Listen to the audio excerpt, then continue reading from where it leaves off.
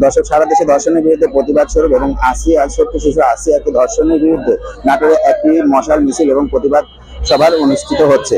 আমরা আপনাদেরকে দেখানোর চেষ্টা করছি।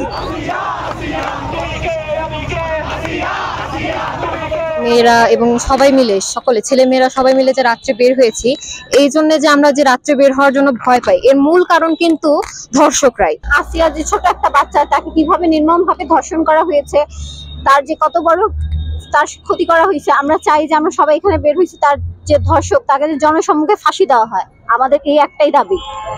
আমরা বিগত কিছুদিন ধরে দেখতেছি আমাদের বাংলাদেশে কিছু ধর্ষণের শিকার হচ্ছে নারীরা। তো এটা কেন হবে? আমরা তো এই জন্য স্বাধীনতা আনি নাই, 24 গণ অভ্যুত্থান তো এই জন্য আনি নাই।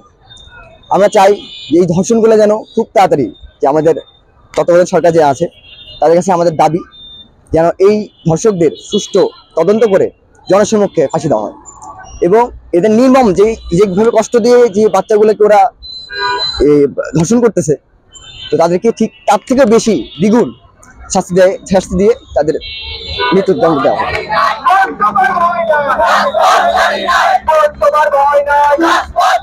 Abhijit Majumdar, Times today, Natore.